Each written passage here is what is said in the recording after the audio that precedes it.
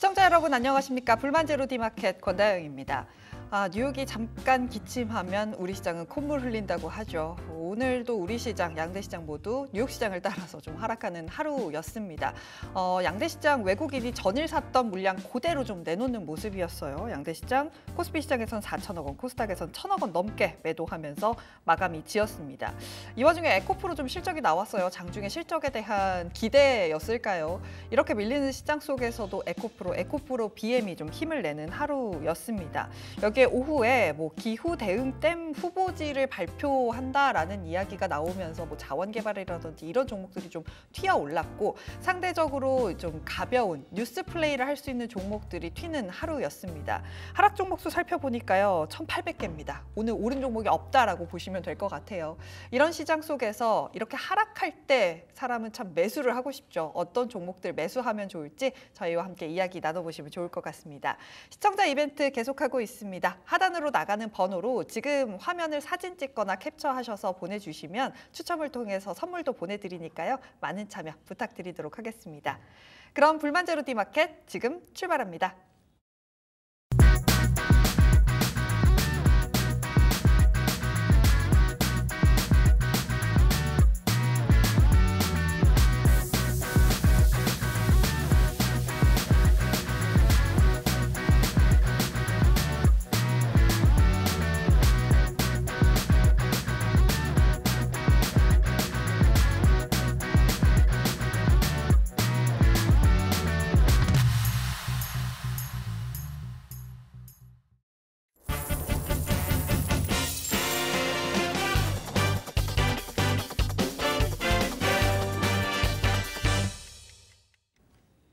마감들 시작하도록 하겠습니다. 마감들 키워드 바로 만나보시죠. 네, 오늘의 마감들 키워드 아빠 힘내세요. 나홀로 급등한 테슬라 2차 전지주의 운명은? 이라고 잡아봤습니다. 오늘 아빠를 모셨습니다. GL스토리의 박창균 대표, 우리 딸둘 아버님을 모셨습니다. 안녕하십니까? 안녕하세요. 네, 춤춰야죠 이럴 때. 근데 잘못된 정보를 알고 계시네요. 아닙니까? 딸 하나, 아들 하나입니다. 제가 잘못 알고 있었군요. 네. 아버님과 함께 오늘 아빠 힘내세요라는 키워드로 2차 전지 보도록 하겠습니다. 방금 전에 우리 에코프로 BM과 에코프로의 실적이 나왔습니다. 에코프로 같은 경우는 2분기 영업 손실 546억이 나왔고 에코프로 BM이 영업이익 39억, 전년비 96% 줄었습니다. 오늘 삼성 SDI도 실적 발표하고 하락 마감했습니다. 장중에는 어쨌든 에코프로 BM이 막 올라주는 하루였는데 실적 리뷰부터 좀 해볼까요? 일단 실적부터 먼저 볼게요. 에코프로 그룹이 오늘 실적 발표를 하죠. 에코프로 BM과 에코프로 HN, 에코프로 머티리얼즈까지 이제 장 마감 이후에 실적이 지금 나오고 있고요. 지금 실적 발표한 지 채 10분도 지나지 않은 것 같습니다. 에코프로 BM이 가장 핵심적인 자회사이기 때문에 이 부분을 점검할 필요가 있을 것 같습니다. 일단 에코프로 BM이 이번에 영업이익 39억을 기록을 했어요. 일단 성적은 잘 나왔다고 생각을 하고 있습니다. 그렇죠. 컨센은 영업 적자였어요. 영업 적자 135억 정도 적자를 추정을 하고 있었고, 그리고 이러한 부분이 사실은 39억 흑자로서 나왔기 때문에 시장의 추정치 대비해서는 잘 나왔다. 다만 전년비 확실하게 줄어든 폭 자체가 어마어마하죠. 그렇죠. 마이너스 96.6%. 그러니까 작년 2분기에 1,147억을 벌었는데 이번엔 39억밖에 못 벌었다. 즉 우리가 전기차 캐즘에 따른 수요 둔화, 그리고 그 고객사들은 최근에 나타나고 있는 재고 조정에 따른 이익의 하락 자체가 우리가 숫자로 확인했다는 측면이 에코프로 BM 우리 오늘 숫자에서 우리가 점검할 포인트가 되는 것 같습니다. 네. 그리고 이제 실적 발표 이후에 컨퍼런스 콜을 통해 향후에 이제 업황에 대한 전망과 그리고 언제쯤 이러한 부분이 정상화될 수 있을 것인가. 그리고 오늘 삼성 SDI 투자에서도 얘기했듯이 컨콜에서도 얘기했듯이 향후에 투자에 대한 방향성은 변함은 없겠지만 그 속도 조절에 대한 부분, 이런 부분이 향후 논의가 될 수 있기 때문에 그러한 것들을 우리가 컨콜을 통해서 확인할 필요가 있을 것 같고요. 1분기에 67억 흑자에 이어서 두 개 분기 연속에서 흑자를 이어나가고 있다는 네. 부분을 좀 위안 삼아야 될까요? 네. 그리고 시장이 기대치 대비해서는 좀 잘 나왔기 때문에 그러한 부분을 반영을 해서 오늘 시장에서는 장중에 이런 그 기대감을 반영한 부분이 좀 주가에 좀 녹아들지 않았나 생각을 하고 있습니다. 그렇다면 어쨌든 실적을 지금 확인한 상황이잖아요. 네네. 앞으로의 주가 흐름이 좀 궁금해집니다. 오늘 SDI 같은 경우는 또 신저가였어요. 그렇죠. 네, 신저가 부근에서 계속해서 2차 전지 업종 자체가 다 신저가 부근에 있기 때문에 에코프로의 이런 실적 발표로 인해서 과연 좀 분위기가 환기가 될 수 있을지 저는 조금 어려울 것 같긴 한데 어떠세요? 사실 뭐 이미 답은 다 정해주시고 네. 제가 대답만 잘하면 될 것 같은데요. 네. 일단 제 대답부터 말씀드리면 네, 저도 그렇게 생각을 합니다. 그렇게 끝내실 건가요? 그렇게 하면 혼나겠죠 또. 네. 네, 일단 아까 에코프로 BM의 핵심적인 자회사의 숫자에 대해서 말씀드렸잖아요. 시장 추정치 대비해서는 잘 나왔다. 네. 그리고 실적에 대한 불확실성, 두려움을 극복하고 오늘 실적 발표 이후에 오히려 불확실성 해소로 보고 추가적으로 올라갈 수 있을지가 관건이 될 것 같고요. 핵심적인 자회사가 지금 실적 발표 39억 흑자를 냈음에도 불구하고 모회사인 에코프로는 마이너스 546억 영업 적자를 이어나가는 모습이 포착이 되고 있죠. 네. 즉 이러한 부분이 언제쯤 이렇게 흑자를 돌릴 수 있을지 그 시점 자체가 관건이 되는 것 같습니다. 그렇기 때문에 당장 이제 눈앞에 벌어져 있는 숫자 이런 것들만 놓고 본다면 최소한 우리가 숫자가 돌아서는 걸 확인하고 사고 싶은 이런 수요 자체가 이런 심리 자체가 있을 것 같고 네. 투심 또한 그렇게 움직일 것으로 전망을 하고 있습니다. 그렇기 때문에 당분간은 좀 시간이 녹이는 과정, 즉 시간이 좀 필요하다고 생각을 하고 있고요. 네. 이러한 부분이 최근에 지금 LG 에너지솔루션 그리고 오늘 삼성 SDI의 실적 발표, 에코프로까지 연이어서 네. 계속 부진한 실적이 이어지고 있기 때문에 최소한 우리가 3분기 실적에 대한 부분 뚜껑까지는 열어봐야 된다. 그러면 3분기 실적에 대한 어느 정도 추정치가 집계가 되는 시점, 그러면 대략 한 10월 초나 중순 정도 그 정도까지는 이러한 좀 지지부진한 분위기가 좀 이어지지 않겠나 하는 생각을 가지고 있습니다. 네, 쉽지 않습니다. 2차 전지. 근데 오늘 2차 전지주들이 좀 들썩였던 이유는 모건 스탠리에서 뭐 테슬라 좋다, 최선호주다, 자동차 내에서 가장 좋다라고 이야기를 했기 때문인데 이게 우리나라 시장에 더 길게 영향을 미치기는 어렵다는 뜻이죠. 최근에 테슬라 주가 흐름을 이렇게 보시면요, 급등 아니면 급락이에요. 네, 그쵸? 중간은 없어요. 중간이 없어요. 최근에 뭐 한 달 사이에 뭐 한 40% 이상 올라오는 모습도 보여주기도 네. 했었지만 뭐 고점 대비해서 이렇게 놓고 보면 사실 서운할 수밖에 없는 이런 상황이긴 하죠.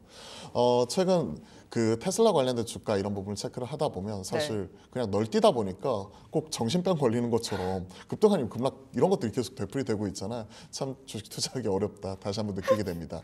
일단 어제 테슬라가 무려 5.6%나 올라왔습니다.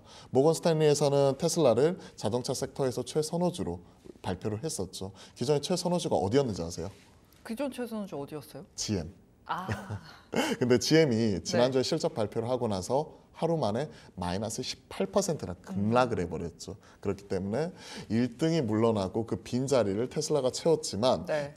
테슬라가 잘해서 올라갔다기보다는 GM이 못해서 내려온 부분이 좀 크다고 생각을 합니다. 2분기에 어닝 쇼크를 기록을 했었고요. 향후의 전망치 또한 추정치 자체를 완전히 꺾어버리는 모습이 나타났기 때문에 그에 따른 영향이 GM의 주가에 발목을 잡았던 요인이고 네. 모건 스탠리 쪽에서는 이제 테슬라를 최선호주로 얘기를 하면서 올 하반기 그러니까 최근에 인도량 자체가 좀 증가하고 있는 부분 자체가 네. 수익성 개선이 뒷받침되면서 하반기에는 좀 올라올 수 있을 것이다 하는 이런 기대감 자체를 얘기를 하고 있고요. 네. 그리고 최근에 그 경쟁업체 앞에서 말씀드렸던 포드뿐만이 아니라 미국 쪽에서 최근에 삼성 SDI와 더불어서 공장을 확대하고 있는 스텔란티스 이러한 부분도 전기차 투자 자체가 좀 일부 지연이 되고 네. 투자가 축소가 되는 이런 영향을 테슬라가 선도업체로서 좀 가져갈 수 있지 않을까 하는 이런 부분이 보고서에 그대로 실려 있는 것 같습니다. 네. 저도 이러한 부분을 좀 체크를 하면서 오늘 2차 전지는 괜찮을 수 있겠구나 생각을 했는데 네. 사실 에코프로 그룹주만 실적 오늘 발표를 하기 때문에 그 기대감에 장중에 올라왔을 뿐 나머지 종목들은 썩 좋은 편은 아니었거든요. 그렇죠. 그렇죠. 삼성 SDI도 실적 발표 이후에 또 신저가 이렇게 네. 경신하는 모습이 나타났기 때문에 네. 아직까지 업황 전반의 분위기는 돌리지는 못하는 이러한 상황이 계속 지속이 되고 있는 것 같습니다. 네, 테슬라에 대한 코멘트 들어봤습니다. 근데 테슬라가 전통적인 자동차주하고는 좀 색깔이 다르기는 한데 우리나라 자동차 시장도 살짝만 저 물어서 여쭤볼게요. 현대차라든지 현대차 그룹주를 좀 살펴보면 좋을 것 같습니다. 현대차 그룹주 뭐 차트 보시면 알겠지만 하락하고 있는 상황에다가 미국 대선 이슈로 가장 좀 영향을 받을 수 있는 섹터 중에 하나라고 합니다. 자동차주 현대차라든지 다른 그룹주들 어떻게 보세요? 아무래도 현대차나 기아 같은 경우에도 사실 실적 발표한 이후에 주가 낙폭을 좀 더 키우는 모습이 나타났습니다. 현대차가 이번에 영업이익이 지금 그 4조 2천억을 기록을 했었고 기아가 3조 6천억을 기록을 했었는데요. 각각의 추정치에 부합하는 실적 자체를 발표를 했어요. 각각의 추정치에 정확하게 거의 부합하는 모습이 나타나면서 눈높이 자체는 충족을 시켰지만 최근에 시장의 분위기는요. 당장은 그 눈높이 자체의 충족보다도 오히려 슈퍼 서프라이즈 아니면 향후의 기대치 자체를 확 끌어올릴 수 있을 만한 그 모멘텀 자체가 없으면 오히려 급락하는 모습이 항상 나타나기도 했었거든요. 맞아요. 실적 발표 이후에 딱 그러한 모습이 포착이 되었습니다. 현대차도 지난주 목요일이었죠. 실적 발표 이후에 좀 급락을 했었고 지금은 좀 더 낙폭을 키우는 모습이 좀 확인되기도 했었고요.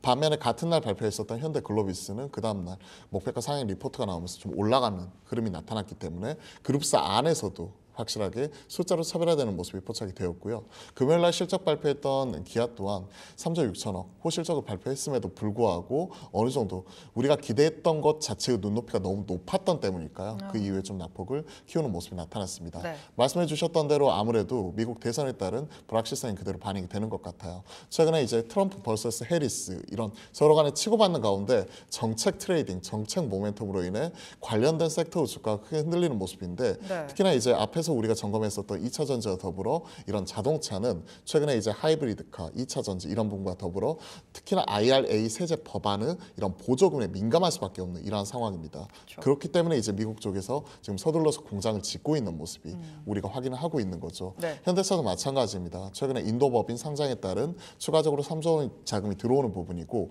이러한 자금을 활용해서 투자하는 부분이 지금 현 시점에서는 미국 대선에 따른 불확실성으로 인해서 약간은 스탑이 걸려 있는 상황이고요. 최근에 전기차 캐즘뿐만이 아니라 잘하고 있었던 하이브리드카 이러한 부분에서도 국내 수요 둔화는 이미 확인이 되었고 강달러 환율 이런 부분과 더불어서 수출 쪽에서 계속 드라이브를 걸고 있었는데 네. 지금 여름 들어서는 약간은 주춤하는 모습 자체가 지금 포착이 되고 있거든요. 그러한 부분과 맞물려서 최근에 많이 오른됐다는 차익 실현이 같이 나타나고 있기 때문에 일단 현대차 기아 투자하시는 분들은 숫자는 변함이 없다. 그러면 펀더멘탈이 이상이었기 때문에 중장기 투자하시는 분들은 일단은 좀 지켜보면서 지금 팔 타이밍 아니다라고 말씀드리고 싶고요. 네. 단기 트레이딩 하시는 분들도 지금 현재 우리가 20선이라고 하는 추세선 이런 부분이 이탈한 가운데 고점과 저점을 낮춰 나가는 과정이니까 일단은 좀 지켜보시면서 좀 이러한 시장이 돌리고 그리고 이런 자동차의 투심 자체가 돌아올 때까지는 지금은 당분간은 좀 지켜볼 필요가 있을 것 같습니다. 네, 좀 어려운 구간에 들어온 게 아닌가라는 생각이 듭니다.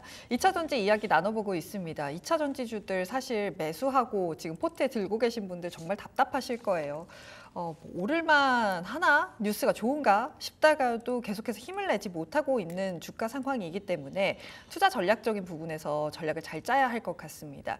지금 신저가까지 내려와 있는 종목들이 많습니다. 이런 종목들 좀 단가를 낮추는 전략 한 4분기까지 보고 이제 올해 말 내년 초까지 보고 단가를 낮추는 전략은 어떻게 생각하세요? 사실 그 SDI 쪽 이번에 컨퍼런스 콜 내용 자체를 들어보면요. 장중에 실적 발표를 했고 그리고 실적 발표 이후에 추가적으로 좀 시장에서 좀 좋은 평가 자체는 받지는 못했어요. 하지만 거기에서 우리가 그 컨퍼런스 내용 자체를 보면서 투자에 대한 그 투자 아이디어를 얻어보면 4분기 정도 되면 업황이 소폭 개선이 될 것이다. 그렇기 때문에 방향성은 명확하고 투자에 대한 속도는 조절 없이 꾸준하게 가겠다 하는 부분 자체를 삼성 SDI 컨콜을 통해서 우리가 확인할 수 있는 부분이었었고요.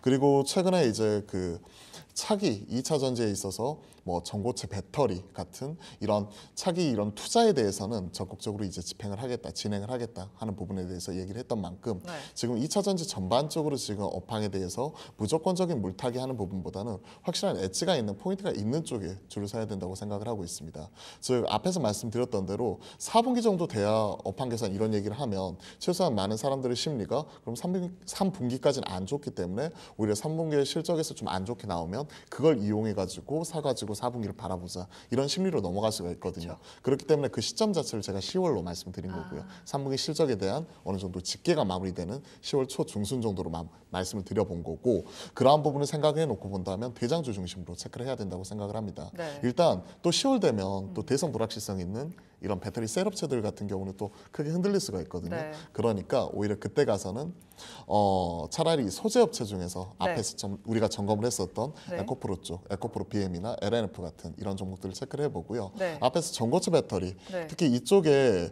샘플 공급 5개의 고객사에 지금 이런 부분을 진행을 했다고 하더라고요. 그런 것들을 보게 되면 뭐 만약에 같은 섹터 안에서 테마를 보게 안 그래도 된다면 그거 여쭤보고 싶었어요. 2차 전지 관련주 내에서도 지금 엣지 있는 거를 골라야 된다. 네네. 3개월을 보고 좀 흐름을 보자라고 말씀을 해주셨는데 네. 양극재, 음극재, 전고체니 뭐 요즘에 뭐 폐배터리 얘기도 좀 옛날에 했었고요. 섹터가 많은데 그 중에 아까 말씀하신 게 전고체? 네, 전고체 쪽인데 네. 테마로 이제 작게 보시는 분들, 트레이딩 하시는 분들은 전고체 쪽 볼 수 있을 것 같아요. 그렇게 본다면 뭐 동아기업이나 엔캠 여러분들이 많이 좋아하시죠. 네, 중앙 맞아요. 첨단 소재를 비롯한 뭐 이러한 종목들이 여기에 해당이 될 수 있다고 보고 있습니다. 즉 내가 아예 테마로 보고 작게 트레이딩을 할 것인가, 아니면 숫자를 확인하고 10월 이후에 핵심이 되는 이런 소재 업체 에코프로를 중심으로 모아갈 것인가, 그거는 10월 초 중순 이후에 어느 정도 시장 분위기를 보면서 좀 대응을 해야 될 것 같습니다. 네, 2차 전지 참 쉽지 않은 흐름을 이어가고 있는 상황입니다. 그렇다면 2차 전지 내에서 그나마 좀 볼 수 있는 종목은 어떤 게 있을까요? 사실 제가 오늘 고민을 되게 많이 했거든요. 어려워요, 사실. 네. 지금 2차 전지 내에서 어떤 네. 종목을 좀 관심 있게 볼 만한 시점이 아직은 조금 이른 것 같긴 해요. 맞아요. 네. 지금 앞에서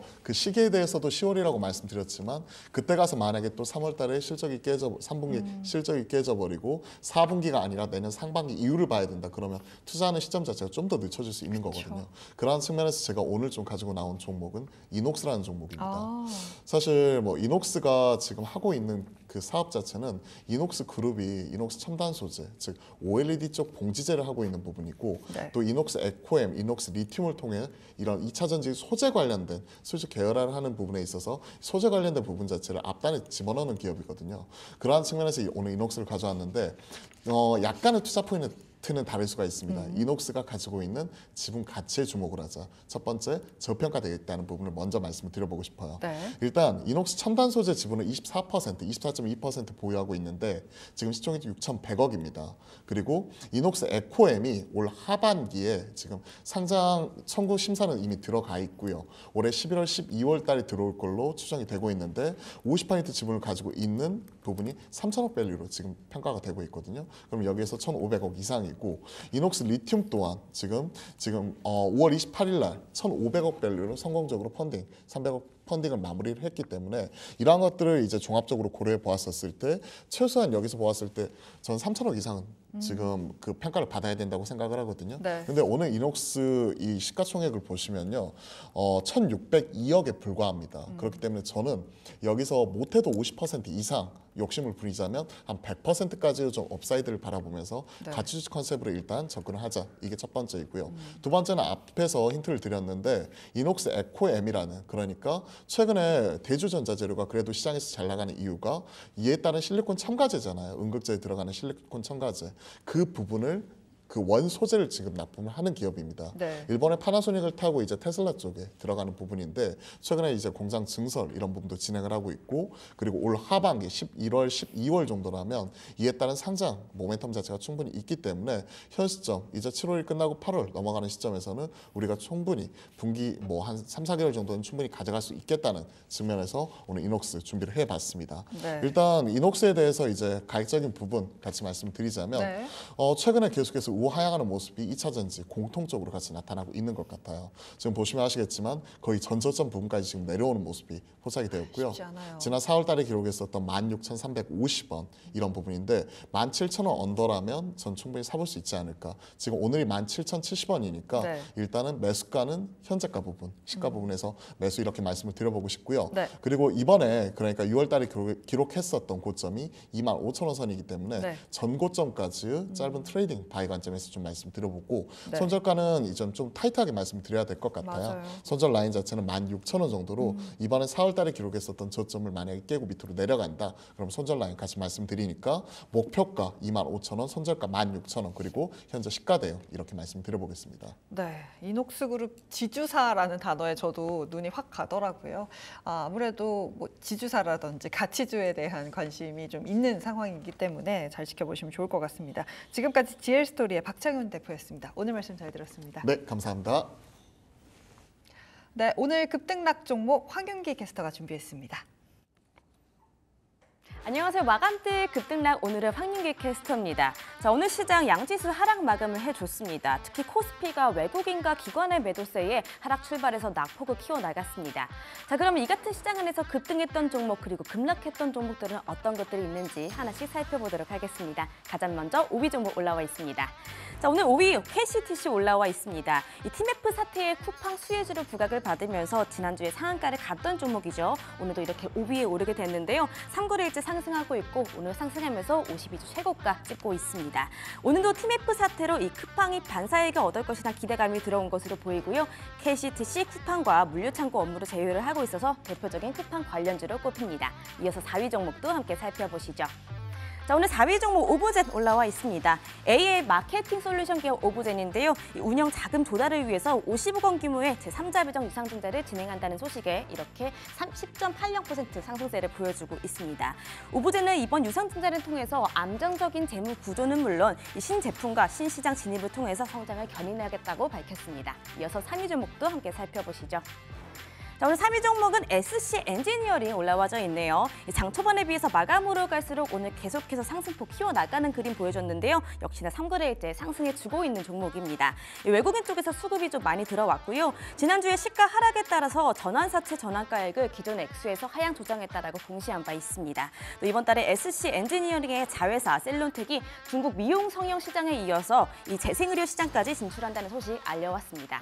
자, 지금까지 3위 종목 알아봤고요. 2위 종목도 함께 살펴보시죠.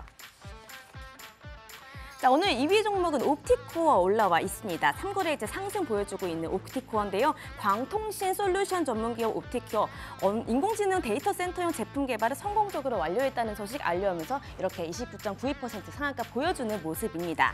더불어서 국내 글로벌 IT 서비스 기업에서 제품에 대한 검증까지 진행하고 있고요. 30일 밝히면서 상한가 터치해주는 모습 보여주고 있네요.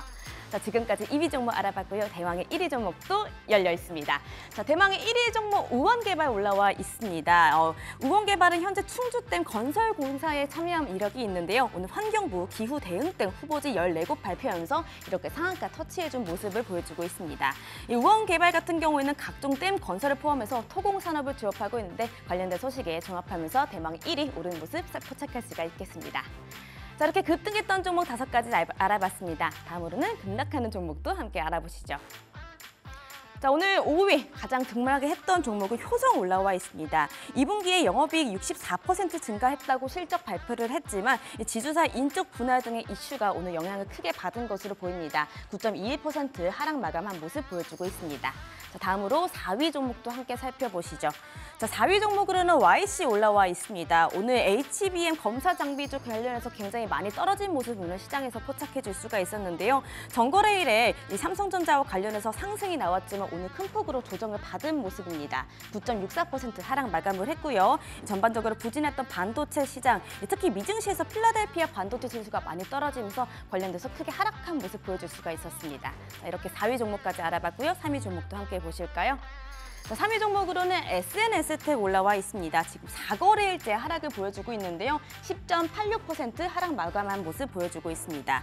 극자외선 관련 제품의 실적 반영 연기에 따라서 목표 주가 하향한다는 이야기에 오늘 이렇게 하락한 모습 볼 수가 있겠습니다. 자, 3위 종목 알아봤고요. 2위 종목도 이어서 알아보시죠.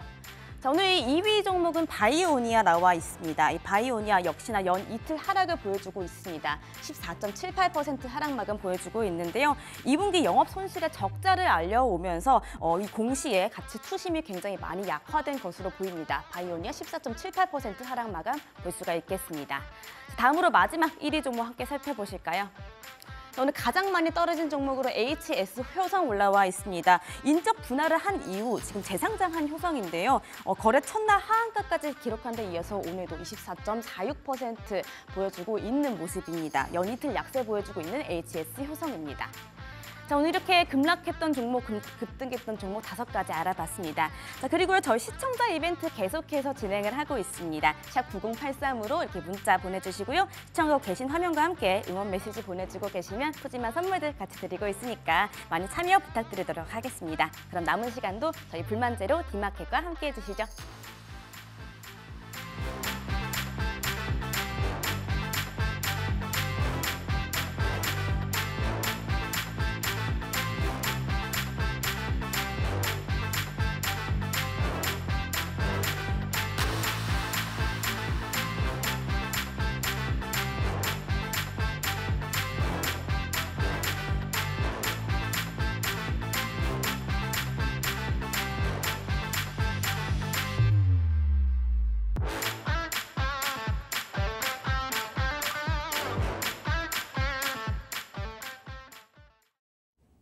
앵커의 산책입니다. 오늘은 산업 섹터를 보는 게 아니라 시장을 좀 살펴보도록 하겠습니다. 내일 모레면 또 벌써 8월입니다. 시간이 진짜 빠르죠.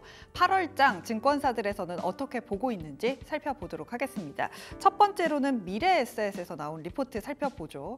일단 언제나 지금은 미국 대선 이야기를 빼놓고 시장을 논할 수 없는 것 같습니다. 트럼프 정책 관련 수혜 업종에 대한 관심이 높아지면서 나스닥과 러셀 2000의 로테이션이 진행되고 있습니다. 실제로 두 괴리율을 보시면 한 10%포인트 정도 차이가 납니다. 러셀 2000이 잘 나가는 이유는 트럼프 수혜를 받을 수 있는 업종이 많기 때문입니다. 보시면 산업재, 헬스케어, 금융업종이 러셀 2000에 들어있기 때문에 이런 로테이션이 지금 일어나고 있는 걸 알 수 있습니다. 그렇다면 8월 지수는 어떨까요? 미래에셋에서는 좀 상승폭이 제한적일 것이다. 왜냐하면 하반기에 국내 기업 실적 둔화 가능성이 있기 때문이다라는 겁니다. 올해와 내년 영업이익 컨센서스 추이를 살펴봤습니다. 우리나라에 상장된 기업들 중심이고요. 살펴보시면 주황색 선이 전체 국내 기업 영업이익 컨센서스 부분입니다. 소폭 오릅니다. 25년도 비슷합니다. 그런데 여기서 살펴볼 점은 반도체를 빼고 반도체를 제외한 업종의 영업이익 컨센서스를 본다면 오히려 빠지고 있는 상황입니다. 그러니까 반도체 업종에서 실적을 내면서 실적에 대한 왜곡이 일어난다라는 거죠. 결국 어쨌든 8월에는 시장이 오르기 쉽지 않다라는 겁니다. 그렇다면 8월에는 어떤 업종을 봐야 하나 했더니 조선, 방산, 화장품, 헬스케어, 인터넷 게임, 디스플레이라고 좀 제시를 했는데요. 이 업종들의 공통점이라고 한다면 2분기 실적도 잘 나왔고 그나마 하반기 실적이 늘어날 수 있는 하반기 실적에 대한 기대감이 있는 업종이라고 정리할 수 있을 것 같습니다. 다음으로는 상상인증권에서 나온 리포트로 8월장 전망해 보도록 하겠습니다. 8월장에 대해서 상상인증권에서도 어느 정도 좀 보수적인 의견이었습니다. 2600에서 2850 밴드 내 중립 이하의 전망을 내놨습니다. 왜 그럴까 했더니 미국 대선 리스크 역시나 나오고 있고요. 실물 경기 지표가 계속해서 좋지 않기 때문이라고 밝혔습니다. 경기라든지 실적 펀더멘털과 관련해서 이슈에 공백이 있는 것도 8월장의 부담이라고 이야기를 했습니다. 다음 장 살펴보시면 그나마 볼 수 있는 업종에 대해서 좀 정리를 해놨는데요. 금리, 실적, 정치 리스크에 대해서 좀 벗어나 있는 업종을 봐야 한다라면서 이야기한 게 소프트웨어, 반도체, 조선, 또 바이오 같은 종목들 그런 섹터를 봐야 한다라고 이야기를 하고 있었습니다. 그렇다면 종목들은 어떤 걸 보고 있었을지 탑픽 10종목을 상상인증권에서 제시를 했습니다. 하이닉스, 삼성바이오로직스, 현대차, 크래프톤, KTNG, 유한양행, LS일렉트릭, 현대로템, 이수페타시스, 페노션 같은 종목을 상상인에서는 8월에 좀 볼 수 있는 종목이다라고 제시를 했습니다. 마지막으로는 대신증권에서 어떻게 보고 있는지 함께 살펴보도록 하겠습니다. 대신증권에서는 앞서 두 증권사와는 다르게 굉장히 좀 긍정적인 의견을 내놨습니다. 지수 밴드 자체가 2680에서 2930까지, 2900 위까지 좀 보고 있는 모습이었는데요. 왜 그런고 하니 불확실성이 완화되고 우리나라 시장은 저평가되어 있기 때문에 이런 요소들이 좀 불안한 요소들이 해지가 된다면 시장은 올라갈 수 있다라고 분석하고 있었습니다. 그렇다면 이런 불확실성이 해소가 되려면 일정을 잘 봐야겠죠. 일정도 좀 정리를 해봤습니다. 내일 일단 BOJ 회의가 있고요. 8월 1일 새벽 3시에 FOMC 회의의 결과를 확인해 보실 수 있고 8월 1일에는 또 유럽의 금융정책에 대해서도 확인을 해볼 수가 있습니다. 또 8월 21일부터 31일까지는 8월 22일에 한국은행의 금융통화위원회가 예정이 되어 있고요. 22일에는 7월 FOMC 의사록이 공개가 됩니다. 22일부터 24일까지 미국 잭슨홀 미팅도 있고요. 그 와중에 또 여러 가지 이슈들도 많이 산적해 있는 상황인데 이런 것들이 잘 풀리기만 한다면 지수는 올라갈 수 있다라는 겁니다. 그렇다면 투자 전략은 어떻게 보고 있었을지 함께 살펴보도록 하겠습니다. 8월 중순까지 트레이딩 할 수 있는 게 반도체, 자동차, 인터넷 2차 전지인데 이런 업종들 같은 경우는 7월 후반 들어서 많이 빠졌기 때문에 트레이딩 관점에서 볼 수 있다라는 거였고요. 현재 강세 업종인 제약 바이오, 기계, 중국 소비주, 화장품주 같은 걸 이야기하겠죠. 금융주의 경우 추격 매수 자제라고 나와 있습니다. 충분히 과열되어 있고 밸류에이션 부담이 해소될 때까지는 이런 업종들은 좀 기다려야 한다라는 거고요. 코스피가 2,900선 위로 올라가게 된다면 점진적으로 리스크 관리를 해야 한다. 현금 확보해야 한다라고 제시를 했습니다.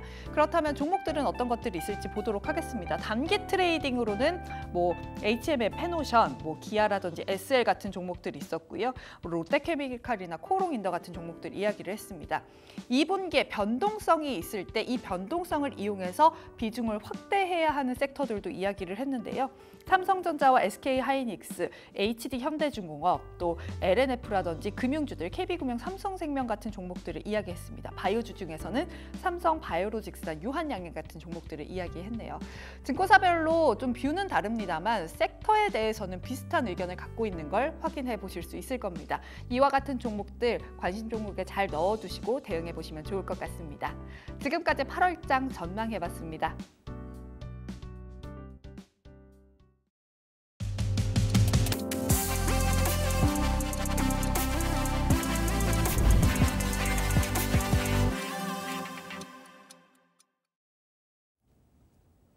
오늘의 타임어택입니다. 시간 외 거래 함께 살펴보도록 하겠습니다. 이 부분은 글로원 파트너스의 이성웅 이사와 함께하죠. 안녕하세요.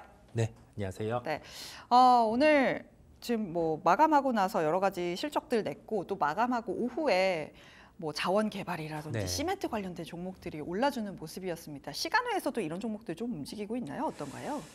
지금 보면 장중에 소식이 나왔었고 댐 건설을 12개 정도 14개 14개 네. 2개를 다 하네요. 그 정도 한다라는 소식으로 네. 지금 시간외로 기존에 강했던 토목과 관련된 기업들 뭐 홈센터 홀딩스라든지 삼표 시멘트라든지 네. 이런 한일 기업들 시멘트도 네. 거래량 좀 있네요. 시멘트라든지 토목 관련된 뭐 예전에 4대강 관련주로 일컬어졌던 네, 맞습니다. 개별주 같은 경우도 함께 시간내로 다 강한 모습들이고요. 아마 장중에 뭐 이 뉴스까지 챙길 정신들이 시장 참여자들은 없었을 것 같아요. 네, 그렇다 보니까 시간내로 오늘은 좀 종목들 같은 경우가 지수가 딱히 종가까지 반등이 크지도 않았고 시간 외에 보니까 뭐 이러한 소식 같은 경우가 우리나라를 중심으로 이렇게 진행이 되다 보니 네. 종목들 같은 경우가 수급이 좀 몰리는 모습이 연출이 되고 있습니다. 네. 그렇다면 어쨌든 수급이 몰린다라는 건 관심도가 있다라는 것이고 곧 뭐 14개 발표를 하겠다라고 한다면 이게 수주로 이어질 것이라는 기대감으로 지금 주가가 움직이고 있는 것 같은데 내일장에 이런 4대강 관련주라고 해야 할까요? 어떤 흐름을 가져갈까요? 시간의 흐름을 놓고 봤을 때 그다음에 우리가 재료의 무게를 놓고 봤을 때는 시세의 연속성은 존재를 합니다. 각 개별 종목별로 뭐 30에서 50% 정도의 시세는 날 수 있을 것으로 보이고요. 그렇다 보니까 하나의 이벤트를 놓고 네. 시간외로도 충분히 참여를 해볼 수 있다라는 말씀을 이 부분을 통해서 좀 드릴 수가 있겠습니다. 네, 좀 어쨌든 지금 시장 자체가 뉴스로 좀 움직이는 종목들이 있는 시장이고 시간 외에서도 거래가 몰리는 것을 보면 어쨌든 조금은 지켜볼 수 있겠다라고 말씀을 해주셨습니다. 그 외에 어떤 종목들 움직이고 있나 좀 살펴봤더니 역시나서 뭐 삼표시멘트 현재 네. 6%대 강세, 백광산업도 6%대 상승률 이어가고 있습니다. 이외에 지금 명문제약이 4%대 강세 이어가고 있고요. 그 외에 제가 아까 바이오주도 봤었는데 어떤 종목이었는지 까먹었네요. 뭐 중소형 바이오주들의 오늘도 좀 수급이 몰리는 것이 특징이라면 특징일 수 있을 것 같습니다. 중소형 바이오주들은 계속 움직이기 때문에 시청자분들이 어떻게 대응을 해야 하면 좋을까 하고 고민이 되실 것 같아요. 어떻게 보고 계세요? 정말 트레이딩에 자신 있는 분들 같은 경우는 작은 종목들을 접근을 하셔도 됩니다. 네. 시장이 불안할 때 특정 업종이죠. 제약바이오 같은 경우는 오늘 크게 하락하지 않았고 그 부분을 안고 작은 종목들 쪽으로 수급이 퍼지는 현상이 나타났습니다. 네. 이 시장 특성을 활용하는 것도 좋은 방법이라는 말씀을 드리고요. 다만 우리가 우리의 포트폴리오를 가지고 갈 때 네. 여기에 대해서 종목을 접근할 때 명분이 있어야죠. 시장의 조정이 나올 때 같은 경우는 충분히 이런 중소형 쪽으로 접근을 할 수 있다라고 하지만 네. 그럼에도 불구하고 지금 시장의 제약바이오의 트렌드 이 중에 하나는 CDMO 또는 비만 치료제 또는 뭐 항체약물 접합체 이런 쪽으로 좀 종목들 대표적인 종목들을 나눠서 접근을 하는 게 맞다라는 말씀을 드리고요. 네. 많은 분들이 제약바이오가 좋다고 합니다. 그럼에도 불구하고 우리가 우리의 기준을 가지고 있지 않으면 종목들 같은 경우는 배제할 필요는 있어요. 예, 그렇다 보니까 뭐 이게 좋다고 해서 따라가기보다는 실제 제약바이오 중에서 가장 생활에 익숙한 쪽으로 접목해서 매매를 해본다든지 또는 좀 익숙한 기업들은 매매를 해본다든지 그런 쪽으로 좀 열어두고 종목을 찾아보시면 될 것 같고 네. 가장 쉬운 거는 비만 치료제입니다. 예, 이 부분은 왜냐라고 하면은 우리가 글로벌 트렌드에서 해외 기업 같은 경우가 뭐 노보노디스크, 일라일릴리 이런 쪽 같은 경우는 GDP만큼의 네. 매출이 발생하기도 했죠. 네. 그 트렌드는 쉽게 좀 끝나지 않을 것으로 보이고요. 네. 우리나라 쪽에서도 뭐 관련된 기업들이 주가가 움직이기도 했는데 최종 목적지는 경구용으로 보입니다. 그렇다 보니까 우리가 경구용과 관련돼서 기술에 좀 진보를 나타낼 수 있는 기업들을 찾는 것도 하나의 방법임을 말씀을 드립니다. 네, 맞습니다. 아무래도 참 대응하기가 사실 쉽지 않은 섹터예요. 주식을 좀 하신다 하는 분들도 바이오주 한다 하면은 오 하시는 분들이 계시기 때문에 좀 전략적인 부분을 함께 살펴봤습니다. 상승률 상위 계속해서 시간에 거래 함께 살펴보고 있습니다. 근데 제가 오늘 살펴보니까 오늘은 사실 거래가 다 시멘트라든지 4대강 쪽으로 몰리면서 아주 눈에 띄는 종목이 없기는 해요. 그렇기 때문에 제가 조금 다른 섹터로 여쭤보고 싶은 게 오늘 장중에 보면 뭐 거래가 많지는 않았습니다만 원자재 인버스 ETF라든지 그런 상품들이 조금 움직였어요. 요즘 원자재 관련돼서도 뉴스들이 어떻게 흘러가고 있는지 왜 이런 종목들이 급등락을 하는지에 대해서 함께 살펴보면 좋을 것 같아요. 어떻게 보고 계세요? 원자재 인버스 같은 경우는 우리가 대표적으로 CRB 지수를 참고를 하시면 됩니다. 이 지수 같은 경우는 원자재를 모아서 데이터를 보여주는 하나의 지수인데요. 최근에 하락을 했던 이유 같은 경우는 7월 11일 기점으로 변동성이 커졌습니다. 이때 미국의 물가지표 발표를 했었고 그러면서 미국의 테크는 조정이 나오고 러셀 2000 지수는 수급이 들어왔었죠. 그러면서 시장에서 이 부분에 대해서 인식을 한 건 뭐 엔화 변동성 커지고 그러면서 원자재 가격들은 하락을 했습니다. 자, 이게 의미하는 바를 우리가 생각해 볼 필요가 있죠. 이걸 의미하는 바를 알아야 인버스를 사거나 안 사거나 판단을 할 수가 있는 겁니다. 이 부분은 수요에 대한 우려를 시장에서 하는 겁니다. 원자재에 대한 수요 부분인데 이 부분의 핵심은 중국에 대한 경기 부분의 우려겠죠. 경기가 안 된다 생각하면 원자재 인버스를 매수를 하는 거고요.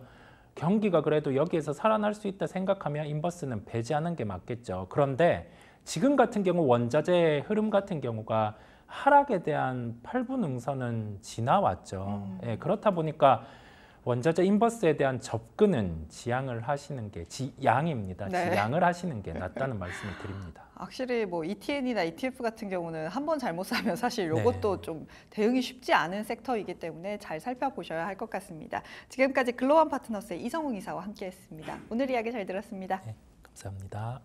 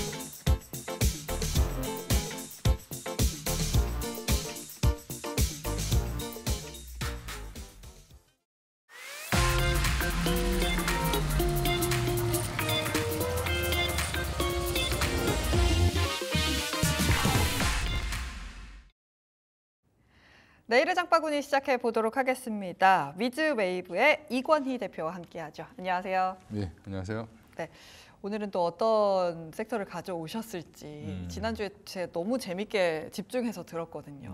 어떤 섹터 가져오셨어요? 지난주에 이어서 네. 바이오 섹터를 또 하게 됐네요. 네, 그러니까 제 이제 귀가 지금 2배가 될 것 같습니다. 네, 일단 지난번에도 바이오테크 기업들 여전히 보자라고 말씀을 드렸는데 네. 오늘도 아마 똑같은 내용일 겁니다. 내용은. 근데 네. 이제 알테오젠이 오늘 이제 산도즈와의 계약, 기존 계약을 취소하고 네. 그러니까 계약을 취소하고 반환했다. 기술을 반환했다 그러니까 이제 난리가 났습니다. 처음에. 네.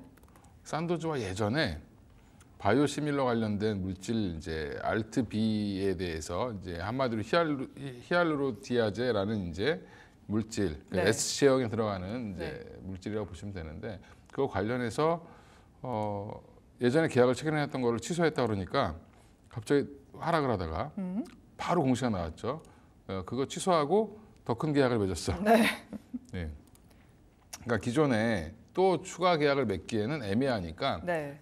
그거 하나 있던 거는 없애버리고 그냥 앞으로 산도주에서 만들 수 있는 거의 대부분의 약에 그냥 쓰는 걸로 백지수포처럼 계약을 체결했습니다. 네. 그래서 이걸 가지고 논란이 많은 게 계약금도 없고 다 비밀이고 네. 로얄티도 준다라고 받는다고 하는데 얼마인지 모르고. 25년 1월부터 마일스톤도 받는다 그러는데 금액도 모릅니다. 모르고. 예. 그럼 왜 모를까? 이제 이 의미를 좀 해석해드리고 싶었던 건데 네. 기존의 알테오제는 키트루다 SC 제형, 키트루다의 SC 제형, 머크의 이제 약이죠. 네. 이 S 제형에 대한 그 이번에 임상 3상이 끝나기 때문에 9월에 네. 그럼 내년부터 본격적으로 상업화에 들어가게 되면 이제 로열티를 받을 거다라는 기대감으로 이제 30만 원 근처까지 간 거죠. 네. 근데 여기서 갑자기 이것 때문에 2만 원이 왜 더 올라갔냐? 이거는 이제 바이오시밀러인데 아까 이제 어떻게 보면 키트루다는 오리지널 약이죠. 네. 오리지널 약의 특허를 연장하기 위해서 SJ형을 쓴 거고 이 바이오시밀러를 만드는 산도즈 입장에서는 다른 바이오시밀러 회사들보다 특허가 만료된 것들을 이제 만드는 게 바이오시밀러인데 네. 바이오시밀러 다른 회사들보다 우위에 있기 위해서 SJ형이 필요한 거죠. 네. 예, 똑같은 약을 만드는데 어떤 약은 이제 정맥 주사로 맞아야 되고 어떤 약은 그냥 피하 지방 주사로 맞는 건 완전 다르죠. 삶의 그렇죠. 질이. 네. 링겔 하루 종일 맞고 있으면 짜증나죠. 예. 그래서 이제 그것처럼 이제 바꿔주는 경쟁력을 위해서 산도주가 아예 그냥 알테오젠이 좀 잘 나가니까 너네 야 해라. 우리 다시 하자. 대신에 우리 뭘 이걸 SG형으로 바꿀지 유출하면 이게 다른 경쟁 상대들이 바이오시밀러는 경쟁 사들이 굉장히 많습니다. 그게 또 금방금방 뭐 카피라고 해야 될까요? 될 수 있죠. 그러니까 셀트리온이랑 삼성 바이오 에피스도 서로 경쟁을 하고 있고요. 네. 그만큼 이제 경쟁자들이 많은 시장에서 얼마나 마켓시어를 많이 잡아먹느냐의 싸움인데 네. 그러니까 이거를 공개할 수가 없는 겁니다. 어느 항목에 SG형을 쓰겠다라고 공개하게 되면 서로 달려들려고 하겠죠. 예, 그래서 지금 아무것도 없는 계약을 체결했는데 주가는 올라갔습니다. 네. 예. 근데 오히려 아무것도 안 밝혀서 더 주가가 탄력을 받은 거 아닐까라는 생각도 들어요. 근데 이제 그 전에 네. 원민용 애널이 이제 이 알테오젠을 계속 팔로우업을 했던 애널리스트인데 네. 그 애널리스트들이 얘기해 보면 키트루다에만 꽂혀 계시고 그 다음에 조금 공부가 더 되신 분들은 다이치 산교 관련된 ADC 계약을 꽂혀 계신데 네. 또 좀 더 자세히 들어보시면 네. 바이오시밀러에 대해서 얘기를 해놓은 게 있습니다. 바이오시밀러는 주로 계약을 할 때 어떻게 하냐면 만약에 산도주가 어떤 바이오시밀러를 만들어서 이거 SG형을 적용을 시키면 로열티를 15에서 20%를 받습니다. 그러니까 이게 단가가 달라진다. 그러니까 매출이 만약에 1조짜리여도 네. 10조짜리를 오리지널 약보다는 훨씬 돈을 더 많이 벌 수도 있습니다. 네. 그러니까 20%까지 받으면 3% 5% 받는 것보다는 훨씬 다르죠. 더 많이 받죠. 그러니까 산도주가 백지 계약으로 한 게 이게 더 멋진 겁니다. 네. 지금 제가 뭐 기사 몇 개 좀 찾아보니까 눈에 띄었던 게 바이오시밀러 품목을 확장하기 위해서 이런 계약을 맺었다. 뭐 이렇게도 그렇죠. 언론에 밝혔다라고 네. 합니다. 그런 부분이 주가를 말씀해 주신 대로 30만 원에서 32만 원까지 더 들어 올렸다라고 말씀을 드릴 수 있을 것 같습니다. 주가는 오르고 어쨌든 이런 뭐 아무것도 없는 계약이지만 오히려 더 실적이라든지 앞으로의 기대감을 더 끌어올려주고 있는 상황인데 근데 뭐 가는 건 알겠는데 이거 뭐 주가 대응은 어떻게 해야 되나 사실 개인 투자자 입장에서는 그렇게 그렇죠. 생각이 들 거거든요. 그러니까 이제 개인 투자들의 가장 문제점이 아니라 이제 방송을 보시는 분들이 제가 이제 올해 방송 한 10년 넘게 하고 있는데 네. 떨어질 때 사라 그러면 떨어진 걸 사라 그런다고 뭐라고 하시고 많이 올라온 신고가를 내는 종목을 사라고 얘기하면 저 높은 걸 어떻게 사냐. 그러면 도대체 언제 사라고 말씀을 드려야 될지 사실 좀 그래서 네. 예, 그러니까 저는 그래서 댓글을 잘 안 보는데 네. 예, 어떤 거는 고점일 때 사야 되는 종목이 있고요. 네. 고점이라도 사야 되는 거고요. 네. 또 어떤 거는 물리더라도 사야 되는 거고. 네. 왜냐하면 뭐 신이 아닌 이상, 점쟁이가 아닌 이상 내일 알테오젠이 다시 29만 원까지 빠질 거니까 그때 사세요라고 얘기할 수는 제가 없고. 네. 앞으로의 로드맵을 보니까 9월 20일경에 이제 뭐 키트루다 SG형 관련된 네. 삼성 관련된 이제 발표가 있을 거고요. 근데 그거를 거의 지금 모든 애널리스트들이 100% 가능하다라고 보고 있습니다. 네. 거의 99% 얘기하고 있는데 저 그 이유가 바이오주에 대해서 이렇게 전반적으로 다 긍정적으로 의견을 주시는 걸 듣는 게 저는 되게 오랜만이라는 그렇죠. 생각이 저는 들어요. 뭐 몇 개 종목을 빼고는 대부분 부정적인데 네. 네, 이제 알테오젠은 굉장히 오랫동안 봐왔던 회사고 이게 이제 어떻게 보면 성과를 이제 내기 시작하는 건데 예전에 이제 뭐 SC제형을 이제 임상을 계속 했겠죠. 네. 했는데 결국엔 경쟁사 대비해서 굉장히 잘하고 있고 경쟁사는 이제 어떻게 보면 타겟으로 팔았는데 여기는 품목으로 팝니다. 아.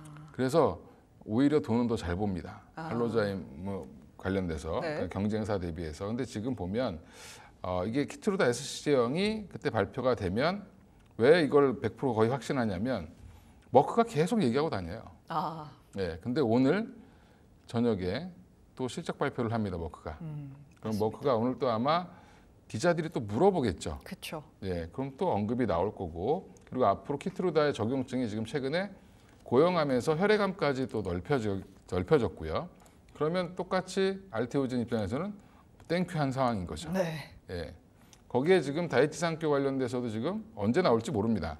이거 산도주도 저는 예측하지 못했던 건데 갑자기 탁 나왔고 네.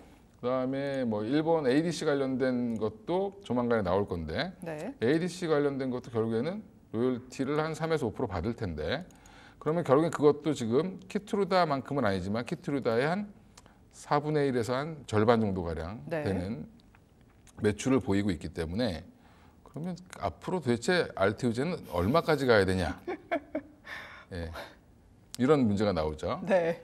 그러면 이제 주식이라는 게 항상 미래 가치를 땡겨오는데 네. 우리나라에 이런 바이오가 없었기 때문에 나중에 영업이익률이 70에서 80%가 되는 회사가 태어날 수 있습니다. 오. 바이오주가요. 예, 그러면 그 돈을 40년대 중반까지 한 20년을 수치를 할 텐데 네. 그러면 나머지 그럼 그 뒤로는 어떻게 돼? 그 뒤를 걱정하실 정도면 이제 자녀분한테 물려주셔야 되는데 그렇죠. 예, 그 뒤를 걱정할 필요도 없는 게 그럼 그 많은 돈을 가지고 다른 물질을 사면 되죠. 그렇죠. 길리어드 사이언스가 그렇게 해서 성장한 회사입니다. 그래서 뭐 잘 되고 있는 약 사서 또 업그레이드 시켜서 팔고 유한양이 그걸 지금 계속하고 있죠. 예, 그런 형태로 지금 발전을 해갈 걸로 보이고요. 그래서 알테오젠 오늘 계약이 기대하지 않았던 게 하나 더 터졌다.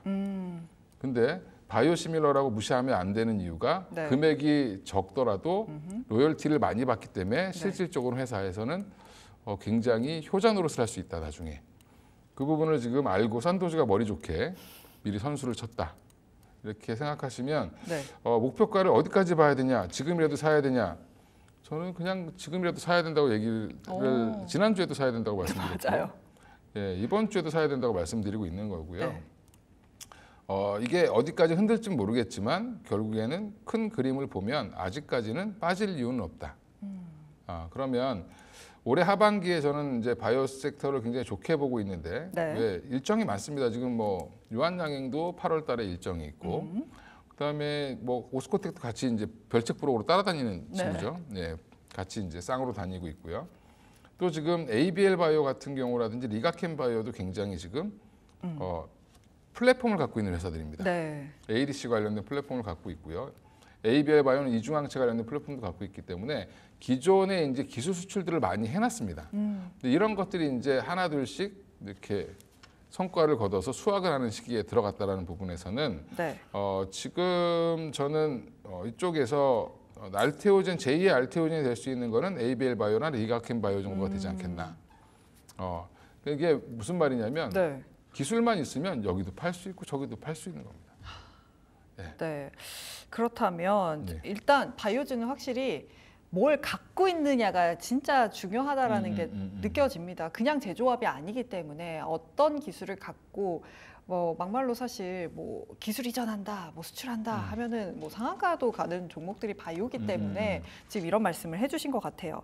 알테오젠 지금 사도 된다라고 말씀을 해주셨는데 그렇다면 사실 이게 뭐 여쭤보는 게 제가 무슨 의미가 있을까 싶기는 한데 가격적으로는 좀 차트상이라도 좀 어떻게 매수를 하고 목표가는 지금 단기지만 어떻게 네. 보시는지. 그냥 사는 건 생각 없이 사셔야 되고요. 네. 예, 뭐 5일선 조정 나오면 사자 뭐 이런 말조 그냥 있는 말씀드릴 수 있는데 5일선 네. 조정 나오면 안 사죠. 뭐 대부분. 그러니까 오히려 지금은 이제 그냥 뭐 사고 싶을 때 사시면 되고 가격은 목표가를 어디까지 봐야 되냐? 네. 제 마음속의 목표가는 뭐 한 100만 원도 갈 수 있다고 보고 있는데. 네. 예. 그래도 그렇게 얘기하면 사기꾼이라고 얘기할 수 있으니까. 다음 주에 못 나오시는 거 예, 아닙니까? 한 40만 원 정도로 일단은 1차 목표가 말씀드리고요. 네. 손절가는 없는데 원래 손절가도 뭐 한 23만 원 깨지면 이거는 추세가 무너지는 거죠. 네. 그러니까 지금 아직은 악재가 전혀 없어 보이지만 네. 항상 주식이라는 건 뭐 악재가 나올 수도 있는 그쵸. 거니까. 네. 하이닉스 얼마 전까지는 계속 갈 줄 알았잖아요. 네, 맞습니다. 예, 그렇게 또 움직임이 있을 수 있기 때문에 뭐 손절가는 23에서 뭐 조금 불안하신 분들은 네. 여기서 한 6만 원 깨면 사실은 뭐 알테오젠 당분간 좀 쉬는 거 아니야 이런 생각도 나올 수 있습니다. 근데 뭐 지금은 여전히 고다라고 말씀을 드리겠습니다. 네. 예, 그리고 네. 아마 오늘 밤에 먹혀서 네. 좋은 얘기 나오면 또 내일 움직일 가능성이 있습니다. 알겠습니다. 알테오젠이 이제 코스닥 시총 2위까지 올라왔습니다. 계속해서 좋은 이야기가 나오고 있고 머크에서 어떤 이야기 나오는지도 함께 살펴보시면 좋을 것 같습니다. 지금까지 위즈웨이브의 이건희 대표였습니다. 오늘 말씀 잘 들었습니다. 네, 감사합니다. 네, 내일의 일정 정리해드리는 시간이죠. 내일 증시 일정 어떤 것들이 있는지 함께 살펴보도록 하겠습니다. 가장 상단에 어떤 일정이 있을까요? 자, 31일 FOMC 회의 오늘도 연이어서 이어지고 있습니다. 이 시장에서는 연준이 이번 회의에서 금리 인하를 진행하지는 않을 것으로 기대를 하고 있는데요. 대신 9월 회의에서 금리 인하 가능성에 단서를 제시할 것으로 지금 예상을 하고 있습니다. 9월 금리 인하 이야기가 계속해서 나오고 있는 만큼 이 추이 계속해서 체크를 해주시는 게 좋을 것 같습니다. 다음 일정 함께 살펴보실까요? 자, 기술주들 대거 실적 발표가 기다리고 있습니다. 메타, 퀄컴, 림, 레서치에 이어서 보잉 그리고 마스터카드까지 실적 발표를 앞두고 있는데요. 이 대규모 실적 발표 이후에 큰 폭의 주가 변동까지 예상이 되니까 꼼꼼하게 실적 발표들 체크를 해보시는 게 좋을 것 같습니다. 다음 일정도 함께 알아보실까요? 자, 미국이 실적 발표를 진행을 한다면 국내도 실적 발표 진행을 하겠죠. 오늘은 에코프로 그룹주들이 실적 발표를 진행했습니다만 내일은 삼성전자, 삼성전기, 삼성물산, 이 삼성그룹주들의 실적 발표가 기다리고 있습니다. 자, 앞서 2분기 잠정 실적을 공개를 했는데 내일은 확정 실적을 발표를 하는 거고요. 이 잠정 실적은 시장 예상을 크게 웃돌면서 기대감을 모으기도 해서 내일의 확정 실적과 함께 주가 추이 꼭 한번 살펴보시는 게 좋을 것 같습니다. 더불어서 SK바이오사이언스도 시작 발표 앞두고 있습니다. 자, 마지막으로 삼성전자 실적 발표에 앞서서 컨퍼런스 콜까지 진행을 하고자 하는데요. 이 컨퍼런스 콜에서 엔비디아의 퀄리티 테스트를 진행 중인 이 5세대 HBM3E의 양산 일정과 납품 공개를 해줄지 모든 사람들의 이 관심과 기대가 지금 모아지고 있는 모습입니다. 관련된 소식들 꼭 체크를 해주시는 게 좋을 것 같습니다. 자, 그리고 시청자 이벤트도 계속해서 진행을 해주고 있습니다. 이 방송 끝까지 참여를 할 수가 있으니까요. 아직도 참여를 안 해주셨다 하시는 분들은 꼭 참여를 해주셔서 푸짐한 상품들 꼭 받아가시기를 바라겠습니다. 지금까지 황윤기 캐스터였습니다. 네, 드디어 내일이면 BOJ의 금융 정책이 발표가 됩니다. 현재 엔달러가 154엔대에서 움직이고 있기 때문에 내일 12시 기점으로 어떻게 움직이는지 잘 살펴보시면 좋을 것 같습니다. 저희가 준비한 소식은 여기까지입니다. 함께해 주신 여러분 고맙습니다.